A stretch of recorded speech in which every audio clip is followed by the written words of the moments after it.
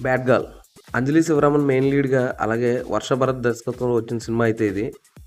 'Bad girl' సినిమా teaser ఎప్పుడైతే release అయిందో, ఆ తర్వాత చాలా దుమారాలైతే రేగితే మామూలుగా అయితే ఇష్యూస్ అవ్వలేదు అప్పట్లో.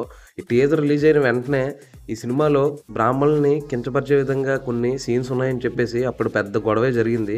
ఆ తర్వాత సెన్సార్ అప్పుడు కూడా చాలా ఇబ్బందులు ఎదుర్కొంది ఈ సినిమా అయితే. ఎట్టకేలకి ఇది సెప్టెంబర్ మొదటి వారంలో అయితే రిలీజ్ అయింది. ఆ 2 నెలల తర్వాత ఓటీటీ స్ట్రీమింగ్‌కొచ్చింది. ప్రెజెంట్ జియో హాట్‌స్టార్‌లో స్ట్రీమ్ అవుతుంది ఈ సినిమా.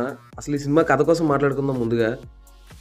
ఒక అమ్మాయి తనకు నచ్చినట్టు జీవించాలనుకునే ఈ కాలంలో తను కాలేజ్ స్టేజ్‌లో గాని, స్కూల్ స్టేజ్‌లో గాని, ఆ తర్వాత జాబ్ స్టేజ్‌లో గాని, ఈ 3 స్టేజ్‌ల్లో తనకు నచ్చినట్టు బతకాలనుకుంటే బతికిందా లేదా? అసలు ఈ సమాజం ఒక అమ్మాయి తనకు నచ్చినట్టు బతికితే తనని ఎలా ముద్ర వేస్తుంది అనేది చాలా సింపుల్‌గా చెప్పుకోవచ్చు. ఇక ముందుగా ఈ సినిమా కోసం మాట్లాడుకుంటే, ఇదే కథ ఒక అబ్బాయి చేస్తే మాత్రం వావ్! ఎక్సలెంట్ కల్ట్ బొమ్మ మామూలుగా లేదు నెక్స్ట్ లెవెల్ అవి ఇవి అని చెప్పేసి పొగిడేస్తారు. బట్ అమ్మాయి పరిస్థితికొచ్చేసరికి మాత్రం తనను వేరే విధంగా అయితే పోర్ట్రేట్ చేసే అవకాశం అయితే చాలా ఎక్కువగా ఉంది. ఈ సినిమా ఒక వర్గం ప్రేక్షకులకు నచ్చొచ్చు. కొంతమందికైతే నచ్చకపోవచ్చు. ఫస్ట్ హాఫ్ కోసం మాట్లాడుకుంటే ఈ సినిమా ఫస్ట్ హాఫ్ స్టార్టింగ్‌లో చాలా స్లోగా అయితే స్టార్ట్ అయింది. ఏంటి ఈ సినిమా ఇలా ఉందా అనిపించింది నాకైతే. స్టార్ట్ అయిన ఒక 20 నిమిషాల తర్వాత అప్పుడు అసలు కథలోకైతే మనం వెళ్తాం. అప్పుడు మనకు ఇంట్రెస్టింగ్‌గా అనిపించింది. ఇంక సెకండ్ హాఫ్ కోసం మాట్లాడుకుంటే సినిమా అంతా మెయిన్ సెకండ్ హాఫ్‌లోనే ఉంది ఎక్కువ. చాలా ఎమోషన్స్ గాని అసలు ఇప్పుడున్న యువత జెన్‌జీ గురించి ముఖ్యంగా మాట్లాడుకుంటే, వాళ్ళ కోరికలు ఎలా ఉంటున్నాయి, అసలు వాళ్ళ ఆశలు ఎలా ఉంటున్నాయి, వాళ్ళు ఎలా బిహేవ్ చేస్తున్నారో, అవన్నీ చాలా చక్కగా అయితే చూపించాడు ఇప్పుడు. సెకండ్ హాఫ్ అయితే చాలా ఇంట్రెస్టింగ్‌గా ఉంటుంది. తన తల్లికి మరియు హీరోయిన్‌కి మధ్య ఉన్న కొన్ని సీన్‌లు ఏవైతే ఉన్నావో, అవైతే ఎక్సలెంట్‌గా వచ్చాయని చెప్పుకోవచ్చు. పాటల కోసం మాట్లాడుకుంటే మరీ రిపీట్ మోడ్‌లో వినాలి అనేంత పాటలైతే ఏం లేవు. బట్ సినిమా తగ్గట్టే బ్యాక్‌గ్రౌండ్ మ్యూజిక్ కూడా మంచిగానే ఇచ్చాడు. త్రివేదికైతే ఆ విషయంలో ప్లస్ పాయింట్ ఇవ్వచ్చు.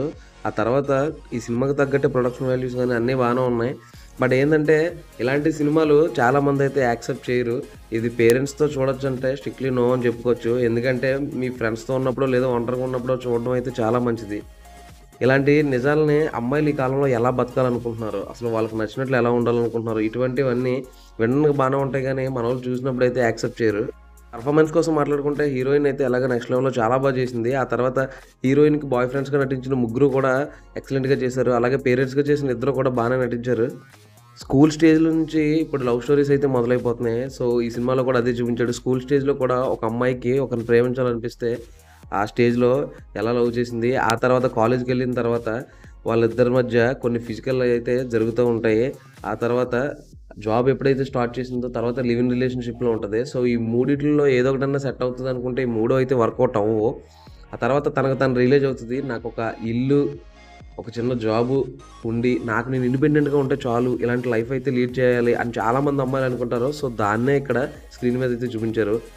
ఒక అమ్మాయి కోరికలు ఎలా ఉంటాయి, ఒక అమ్మాయి ఆశలు ఎలా ఉంటాయని వేరొక అమ్మాయి ద్వారా తీసిన సినిమాయే ఇది. డైరెక్ట్ చేసింది కూడా ఒక అమ్మాయే 'వర్ష భరత్' గారు. ఆమె అయితే చాలా చక్కగా డైరెక్ట్ చేశారని చెప్పుకోవచ్చు. ఈ కాలం అమ్మాయిలకైతే చాలా నచ్చుతది. జెన్‌జీ బ్యాచ్‌కి ముఖ్యంగా. బట్ అప్పట్లో ఉన్న 90స్ బ్యాచ్ గాని, ఆ పాతకాలం మనుషులు గాని వీళ్ళైతే మాత్రం యాక్సెప్ట్ చేయలేరు ఇటువంటి నిజాల్ని. క్లైమాక్స్‌లో హీరోయిన్‌కి ఇష్టమైన పిల్లి ఒకటి మిస్ అయిపోతది. ఆ మిస్ అయిపోయిన తర్వాత పిల్లికి సంబంధించి ఒక డైలాగ్ అయితే ఉంటది. అదైతే ఎక్సలెంట్‌గా కనెక్ట్ అవుతూ ఉంటది. పెంచిన పిల్లి పారిపోతేనే దానికోసం అది ఎంత ఇబ్బంది పడుద్దో, బయట బతుకుతదో లేదో, అసలు సమాజం బతకనిస్తదా లేదా, ఆ పిల్లిని మిగిలినవన్నీ చంపేస్తాయో జంతువులు అది ఇది అని చెప్పి ఎంత బాధపడుతున్నావో. సో, అదే విధంగా నిన్ను పెంచి పోషించిన తల్లిదండ్రులు నీ కోసం బాధపడతారని చెప్పి నువ్వు అర్థం చేసుకోలేదని చెప్పేసి ఎక్సలెంట్‌గా తన మమ్మీ అయితే ఈ డైలాగ్ చెప్తారు. అదైతే బాగా కనెక్ట్ అవుతది క్లైమాక్స్‌లో. ఓవరాల్‌గా ఇదొక మంచి ప్రయత్నం అనిపించింది. నాకైతే ఒకసారి అందరూ ట్రై చేయొచ్చు. మరిన్ని ఇలాంటి రివ్యూస్ కోసం, ఇంట్రెస్టింగ్ అప్డేట్స్ కోసం సబ్స్క్రైబ్ చేసుకోండి మూవీ మ్యాన్. Thank you.